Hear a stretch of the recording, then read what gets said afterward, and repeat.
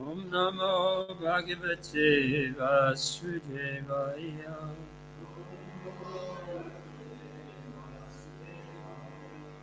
Reading from Srimad Bhagavatam, Canto 5, Chapter 18, The Residents of Jambudvip Offer Prayers. Text 8. Om Namo Bhagavate Narasimhaya. Namas Tejas Tejase Avi Avir Baba Vajranaka Vajratamstra Amashayan Randaya Randaya Tamograsa Grasa Om Swaha Abhayam Abhayam Atmani Bhuishta Om Shrom. I'll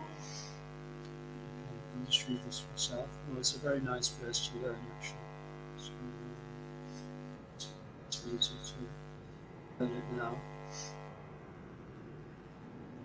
Om Namo Bhagavate Narasimhaya. Namaste Jastejase Avi Avi Baba. Vajranaka Vajrajamishta Kamashayam Randaya Randaya Tamagrasa Grasa Om Swaha Abhayam Abhayam Atmani Bhuishta Om Shrom. Please repeat. Om, O Lord, Nama, my respectful obeisances. Bhagavate, unto the Supreme Personality of Godhead. Narasimhaya, known as Lord Narasimha. Namaha, obeisances. Teja Tejase, the power of all power. Avi Avi Baba, please be fully manifest. Vajranaka, are you who possess nails like thunderbolts. Vajradhanastra, are you who possess teeth like thunderbolts. Karma Ashayan, demoniac desires to be happy by material activities. Randaya Randaya, kindly vanquish. Tama, ignorance in the material world. Rasa, kindly drive away. Rasa, kindly drive away. Om, O my Lord. Swaha, respectful oblations. Abhayam, fearlessness. Abhayam, fearlessness. Atmani, in my mind. Vishta, may you appear. Om, O Lord. Shrom, the beach or seed of mantras offering prayers to Lord Narasimha. Translation. I offer my respectful obeisances unto Lord Narasimha Dev, the source of all power. O my Lord, who possesses nails and teeth just like thunderbolts, kindly vanquish our demon-like desires for fruitive activity in this material world. Please appear in our hearts and drive away our ignorance, so that by your mercy we may become fearless in the struggle for existence in this material world. Please repeat. I offer my respectful obeisances unto Lord Narasimha Dev, the source of all power. O my Lord, who possesses nails and teeth just like thunderbolts, kindly vanquish our demon-like desires the fruit of activity in this material world. Please appear in our hearts and drive away our ignorance, so that by your mercy we may become fearless in the struggle for existence in this material world. Purport by Srila Prabhupada. Srila Prabhupada ki, in Srimad Bhagavatam, Canto 4, Chapter 22, verse 39, Sanat Kumar speaks the following words to Maharaj Prithu. Yat pada pangaja pala shavila sabhaktya kama shayam gatitat udratayan tishanta tadvam narikta matayo yatayo piruta shoto ganas tamaranam bhajavasudevam. Devotees always engaged in the service of the toes of the Lord's lotus feet can very easily become free from hard knotted desires for fruitive activities. Because this is very difficult, the non-devotees, the jnanis and yogis, cannot stop the waves of sense gratification, although they try to do so. Therefore you are advised to engage in the devotional service of Krishna, the son of Vasudeva. Every living being within this material world has a strong desire to enjoy matter to his fullest satisfaction. For this purpose, the conditioned soul must accept one body after another, and thus his strongly fixed fruitive desires continue. One cannot stop the repetition of birth and death without being completely desireless. Therefore, Srila Rupa Goswami describes pure bhakti devotional service as follows: Anya Vilashika Shrunyam Jnanakama Dyanavritam Anukulyena Krishnanu Shilanam Bhakti Uttama. One should render transcendental loving service to the Supreme Lord favorably and without desire for material profit or gain through fruitive activities or philosophical speculation. That is called pure devotional service. Unless one is completely freed of all material desires, which are caused by the dense darkness of ignorance, one cannot fully engage in the devotional service of the Lord. Therefore, we should always offer our prayers to Lord Nrsimhadev, who killed Hiranyakashipu, the personification of material desire. Hiranya means gold, and Kashipu means a soft cushion or bed. Materialistic persons always desire to make the body comfortable, and for this they require huge amounts of gold. Thus, Hiranyakashipu is the perfect representative of materialistic life. He was therefore the cause of great disturbance to the topmost devotee, Prahlad Maharaj, until Lord Nrsimhadev killed him. Any devotee aspiring to be free of material desires should offer his respectful prayers to Nrsimhadev, as Prahlad Maharaj did in this verse. Brahmagyanatimarandasya Gananjana Shalakaya Chakshurumalitam Yena Tasmai Shri Gurave Namaha. Andeham Shri Guru Shri Tapadagamalam Shri Guru Vaishnavam Cha Shri Pum Sagadatam Sagaraganatam Dam Sujivam Sarvedam Savadutam Varijana Saitam Krishna Chaitanya Devam Shri Radha Krishna Padam Sahagana Lalita Shiva Shakranditam Shah Hey Krishna Karuna Sindhu Dinabandhu Jagatpate Gopicha Gopika Kanta Radha Kanta Namostate Tapta Kanchana Gorangi Radhe Vrindavaneshwari Vishabhanu Sita Devi Pranamami Hari Priye Panchakapatarubhyascha Kripasinubhyevacha Aditanam Bhavanebhyo Vaishnaveva Namo Namaha Jaya Shri Krishna Chaitanya Prabhu Nityananda Shri Advaita Gadadhara Shivasari Gaura Bhaktivinoda Hare Krishna Krishna Krishna Hare Hare Hare Rama Rama Rama Hare Hare.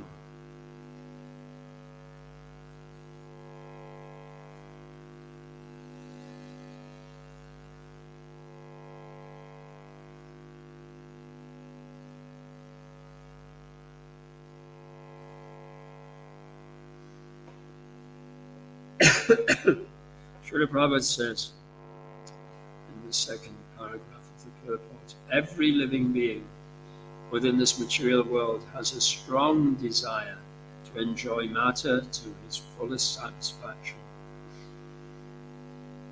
For this purpose, the conditioned soul must accept one body after another, and thus his strongly fixed fruit of desires continue.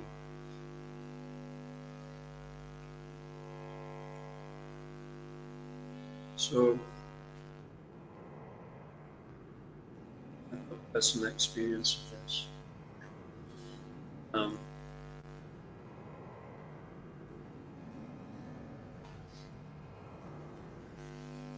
That I've got a very strong desire to enjoy matter to the fullest satisfaction.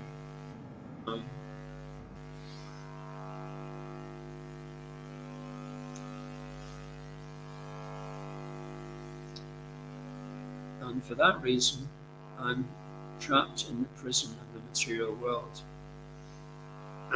The one name for the material world is Durga, and the prison keeper is Durga Devi. Does anyone know what Durga means? Durga. Yeah, it means fortress, but the Sanskrit is Dur. Dur means very strong or very difficult, and Ga means to go. So a fortress is a place where it's extremely difficult to go outside, to get out. Very difficult. And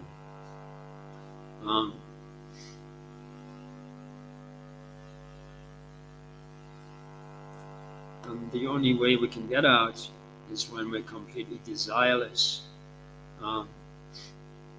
Because only in that condition are we not inclined to accept another body, or we're not inclined to accept another opportunity for sense gratification independent of the devotional service of Krishna.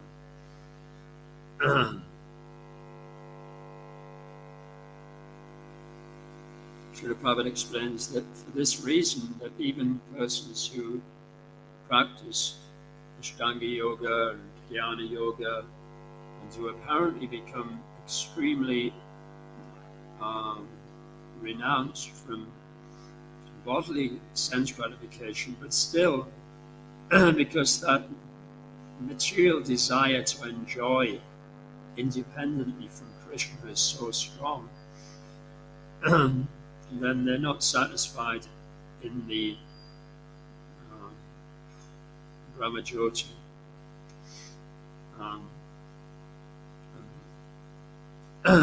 They descend again to the material world to enjoy a different variety of sense gratification.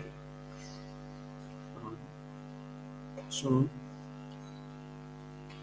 Krishna says in the Bhagavad Gita, in chapter 8, several verses where Krishna describes to us the nature of the material world being all of the planets in the different universes, and specifically in the universe which we now inhabit.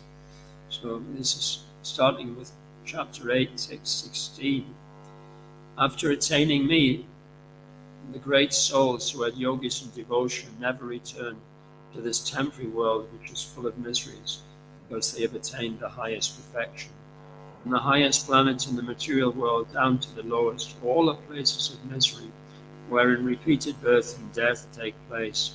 The one who attains to my abode, O son of Kunti, never takes birth again.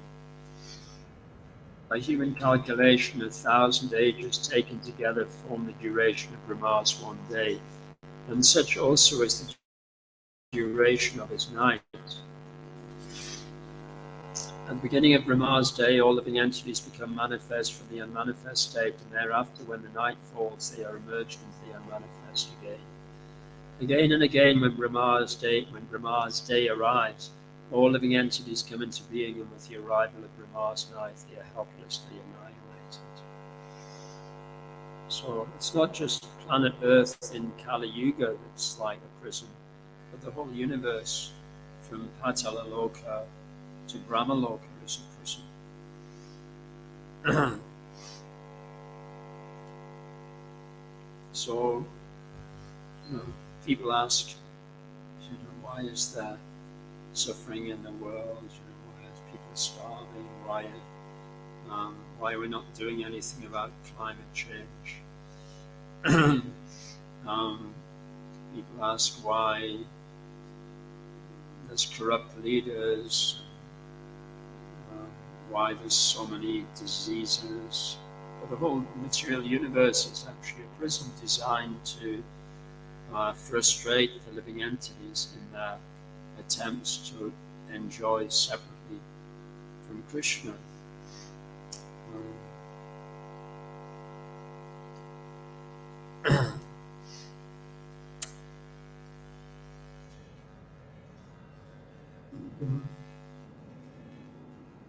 Who can come inside the prison to help? So one way of understanding the prison is that the prison is there's different prisons. The prison is the material universe, and there's also the prison of our desires. And in this verse, Prahlad Maharaj is saying, please appear in our hearts and drive away our ignorance.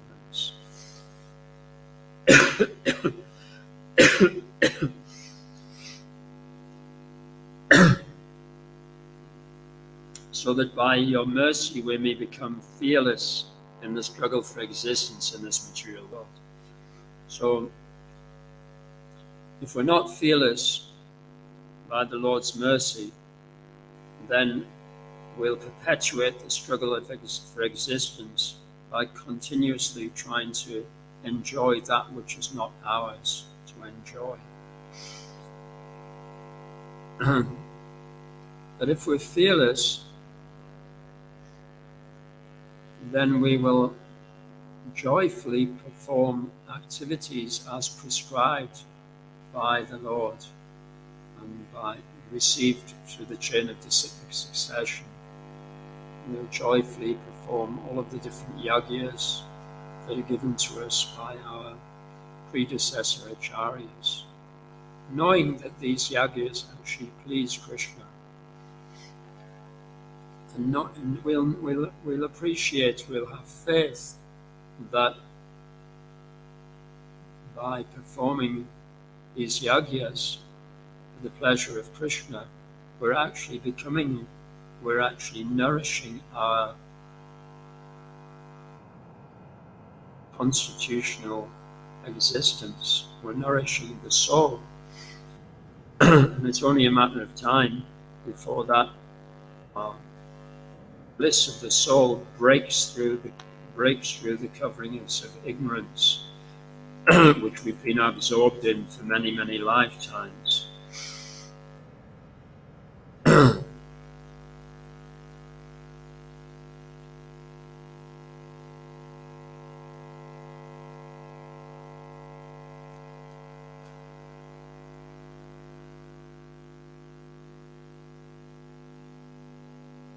So when we're chanting Hare Krishna mantra, especially during japa, then we have the best opportunity in our daily activities to experience this reconnection with Krishna's mercy, and how that offers protection from our material desires. And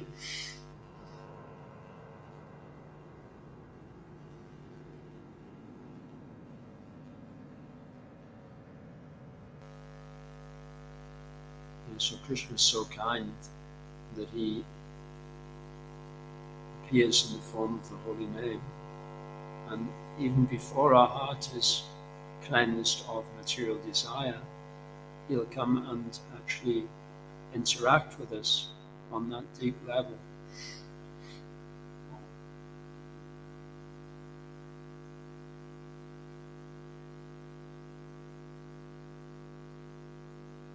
So why is Prahlad praying here to kindly vanquish our demon-like desires for fruitive activity in this material world. Because he's actually Prahlad Maharaj was the emperor, he was the king after Lord Nrsimhadev killed Hiranyakashipu. Prahlad Maharaj became the emperor. Lord Nrsimhadev wanted him to set the perfect example, and because he was born into a dynasty of where his father at least was a demon, and he was out of humility identifying himself as like son of a demon.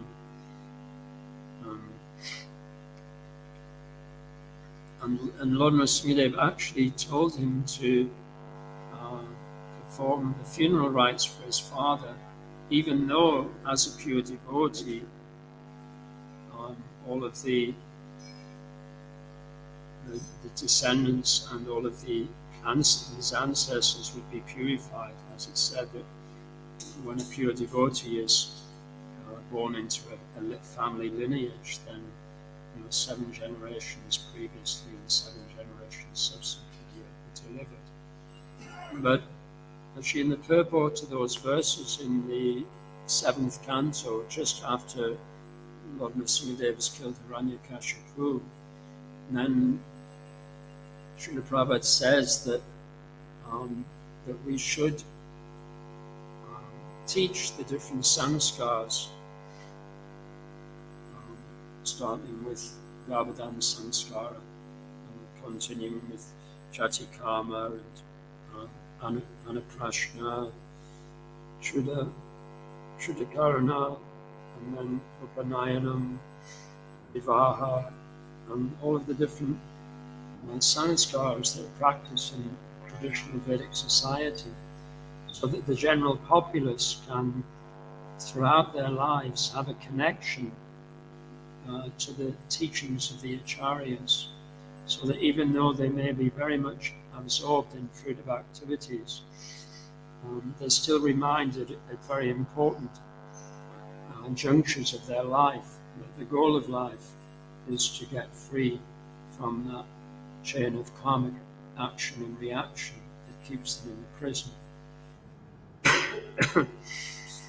So Lord Maharaj, he's praying as the leader of a demoniac civilization, you could say.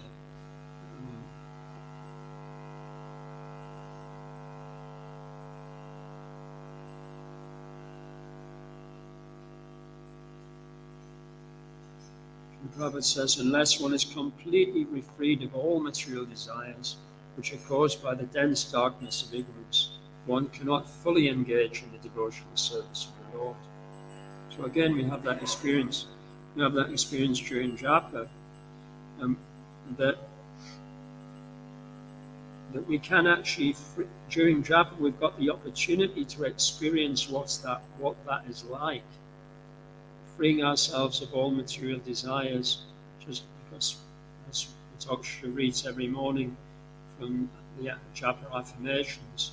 Japa affirmations gives us an opportunity to fine-tune our meditation, so that we can, you could say, we can occupy the seat of a pure devotee. We can experience to some degree what that complete dependence is actually like when we're chanting our japa. So at that time we can actually engage in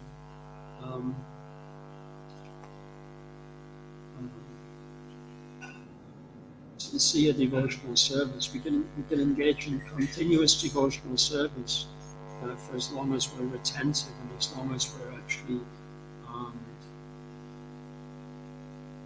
having this mood of complete dependence on the mercy of the Lord in His holy name. And we can also practice praying at that time as well. This is recommended by our acharyas, that while we're chanting, then we're praying, not necessarily in words, but we're praying with the mood of begging for the ability to remain completely attentive and begging for the ability to chant in the correct mood. So, because it's not easy to pray for the rest of the day, it's not easy to chant, it's not easy to remember Krishna when we're performing our other activities. But one way we can duplicate that intensity and concentration that's there during japa is by keeping close to devotees who do have that focus when they're performing their other services. So Prahlad Maharaj was the perfect example of such a devotee, who even when he was being tortured was fixing his mind completely on Krishna. And that intimate relationship with Krishna was never broken by any variety of external suffering or external enjoyment. And this is like the greatest opportunity of living in the temple, especially, that if we can just serve with those devotees who have that enthusiasm and that humility to be always praying and always remembering Krishna and always feeling grateful, always glorifying other devotees, always desiring, enthusiastic to come to kirtan, enthusiastic to see the deities. It's like if we can come before the deities with those devotees, then we actually get the benefit of their devotion, because the deities are bestowing their blessings on the community of devotees. So when we're in the temple room dancing and singing for the deities with other devotees, then we're getting the benefit of the blessings that the deities are giving to those devotees who are more pure than ourselves.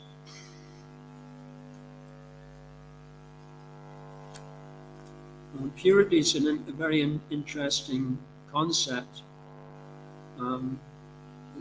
Like the way purity is conceived in, let's say, in preparing pure water or purifying the air.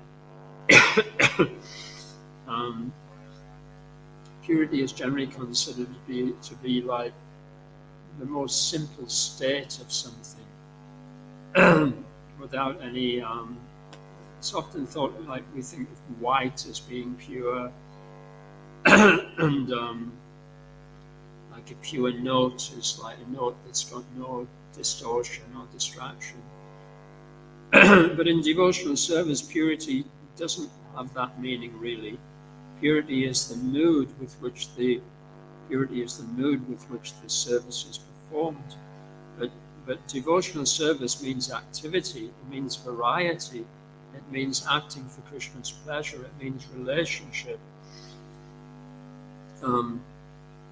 Whereas often, because we take this material conception of purity to devotional service, we become perhaps too overly caught up with trying to remove the impurities.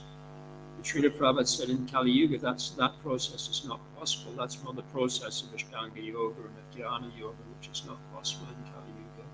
So Srila Prabhupada has given us the direct process of purity. That is, he's engaging us in pure activities.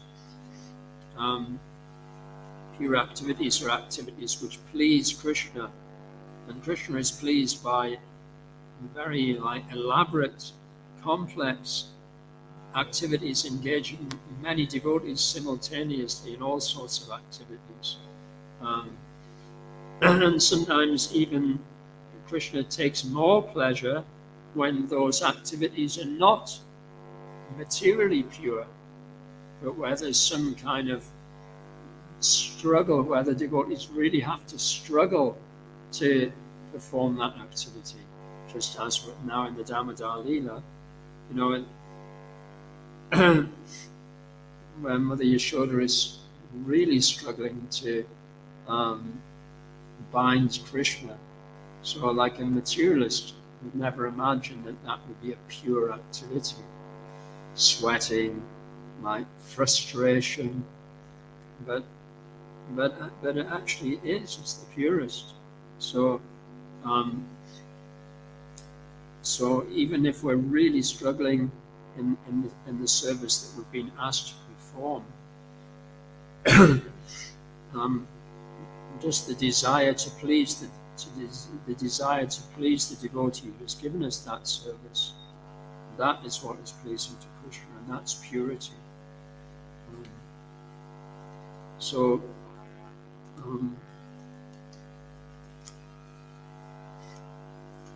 that's what we should want to develop, that pure endeavor, and by practicing that pure endeavor, then we will develop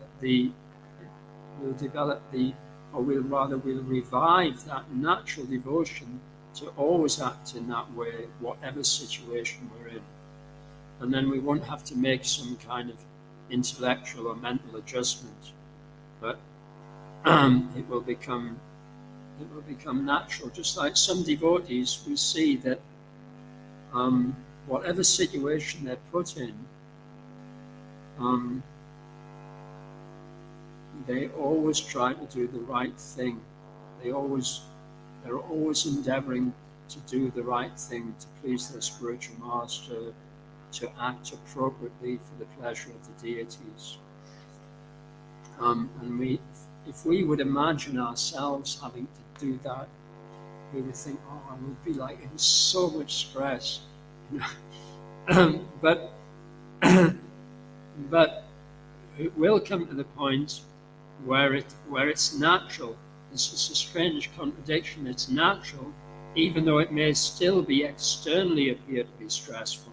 But it's natural in the sense that it's an unstoppable compulsion to act in that way. So that's the goal of devotional service, to reawaken that unstoppable compulsion to act in a way that's pleasing to Krishna.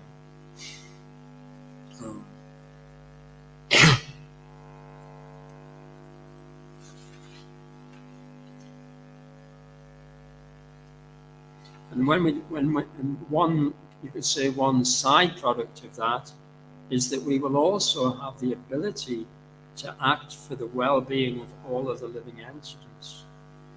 So, in this way, just as Mahatma Prabhu has written that book, Uplift Yourself, Change the World. So we've got, in the process of perfecting devotional service, we will also become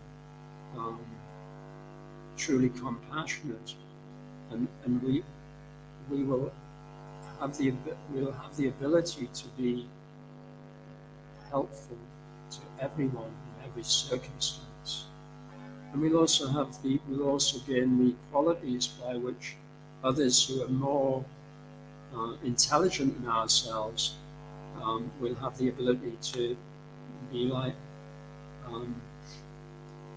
to assist them in like the role of a servant. So in that way we'll be like qualified to represent Srila Prabhupada in the mission which is meant to save the world. Srila Prabhupada says that in the future the Krishna consciousness movement will be recognized as being the movement that saved the world. So for us to be valuable parts of that movement, and the best means to become a valuable instrument in that movement is to actually really work on our devotional service. And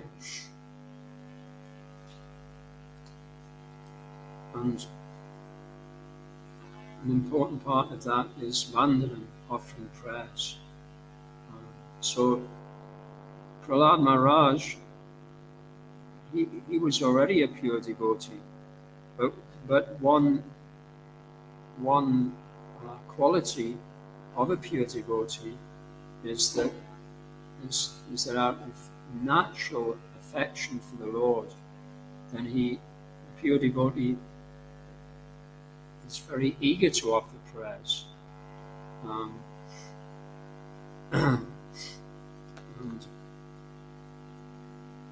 for himself and also for the deliverance of others. So he's pure devotee is aware of how difficult it's going to be to teach devotional service to others. So precedents in the Guru Parampara of how difficult it is to teach non-devotees to take a path. So the pure devotee knows that he needs the Lord's mercy to be empowered to help others. So I'll stop there. Are there any questions or comments? Ashish Guru?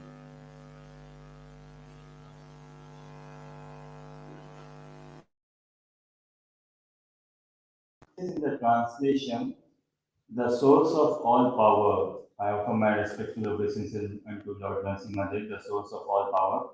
O my Lord, who possess nails and teeth just like thunderbolts. So, Supreme Lord, and possessing nails and teeth just like thunderbolt, doesn't sound very attractive. If you could help me understand, please. And if I can add one more question on this line, please, if that's okay. Yeah. So the second thing, like it says, kindly vanquish our demon-like desires for fruitive activity in this material world. So why does Lord Narasimhadev has to possess nails and teeth like thunderbolt to vanquish our demon-like desires? Can he not just vanquish our demon-like desires for fruitive activity without taking such a fearsome forms?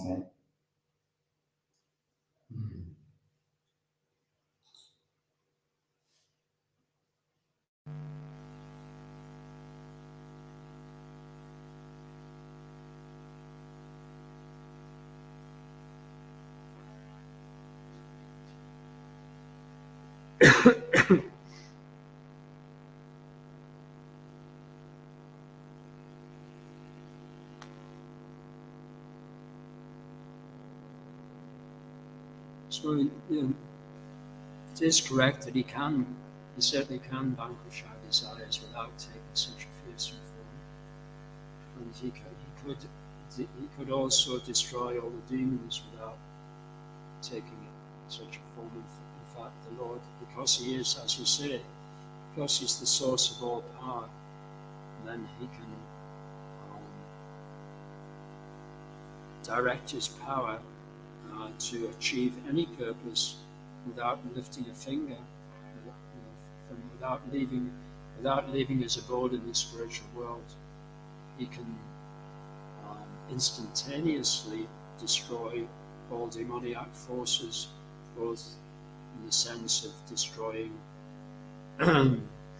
demoniac dynasties who are causing suffering to innocent people. And he can also vanquish demon-like desires in the hearts of his devotees without appearing in such a form. So in the Bhagavad Gita, Krishna says that he comes to annihilate the demons and to protect the devotees and to establish the principles of religion.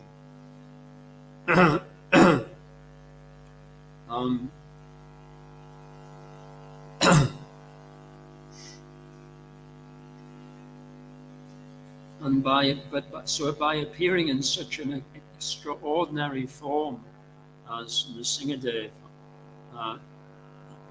sometimes we call Lord Nrsingadev half man, half lion, but actually his form was undescribable, or rather, his form was inconceivable even to Hiranyakashipu, who was such a powerful person. He could also, like he was a yogi, he could also transform his form. But Lord Hiranyakashipu couldn't understand the form of Lord Nrsimhadev. It was like so, the form was beyond anything that could be described materially. So, but Prahlad Maharaj takes pleasure in describing the form of the Lord. So actually, it's just as Krishna's main purpose in descending to the material world is to relish the devotion of devotees like Prahlad, and in Krishna Lila to relish the love of the residents of Vrindavan, the residents of Dwarka.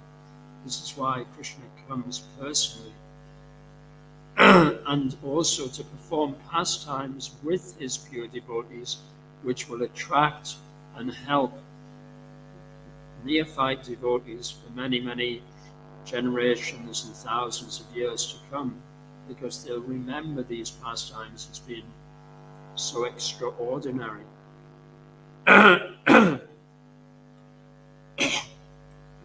Like so many people have got, so many, even now in Kali Yuga, there's so many people have got tattoos of Lord Nrsimhadev who are not devotees. It's like, that's how amazing he is. People are attracted. One of the secondary rasas of devotional service is ghastly ras. So as we know, people are very much attracted to like ghastly things. And it's not just a recent phenomena. It's not just recently that people have like into death metal and Slipknot, and that's actually something that's been there always. There's always been that attraction to like horror and and like and very like dark forces and like and there's and that sort of attraction has always been connected with the spiritual to some degree. There's always been like a spiritual element in it.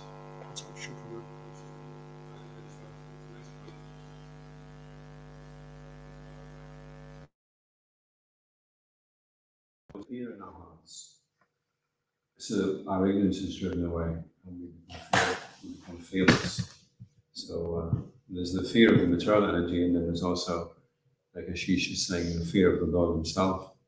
So that is there, people are afraid of God, and if he comes in a scary form, then that would maybe impede the devotee's loving relationship. So it's being asked that he appears in the heart to drive away the ignorance. So a symptom of finding it difficult to deal with claws and scary things is actually because of ignorance. When the Lord appears in the heart, then by his mercy, so it's actually by the mercy of the Lord that we can become attracted to the Lord rather than being afraid of the Lord, and we can go from a ghastly ras into a more intimate, affectionate ras, but only if we get the mercy of the Lord. Otherwise, we remain an outsider in our relationship with the Lord. Yeah, we also hear that even though Lord Nrsimhadev is to the non-devotees, he is actually extremely affectionate to his devotees, and specifically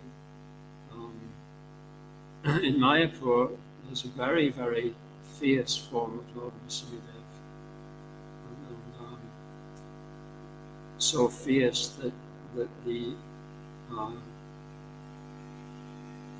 persons who carved that form were terrified to have that form in their house, and they asked the devotees to come and take that devotee away, because it was so fierce. But when Lord Nrsimhadev came to Mayapur, devotees who approached Lord Nrsimhadev in prayer, they experienced very gentle, loving affection from the Lord.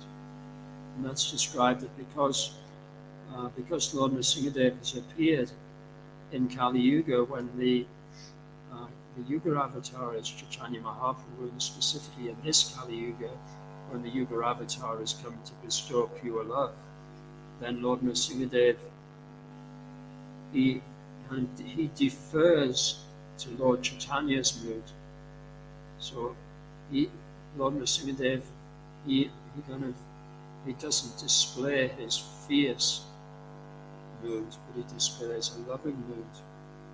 But because we know that he's got that potential to be extremely ruthless, you could say, then we can invite him into our hearts, because we feel that nothing else has the power to like cut away our material desires.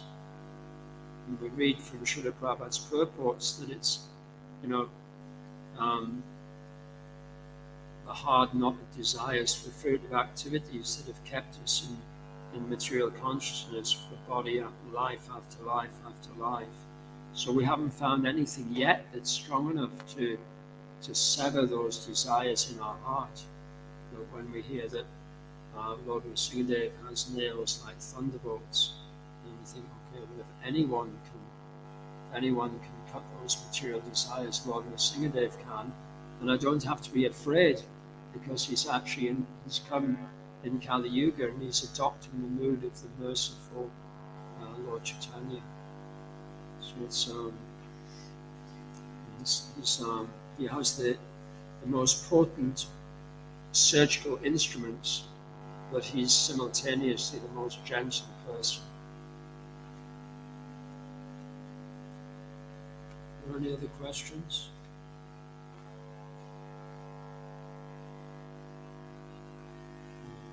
Ranchana Srimad Bhagavatam ki, Sri Nrsimhadev Bhagavan ki, Sri Prahlad Maharaj ki, Sri Prabhupada ki, Jai Gaur Prabhu.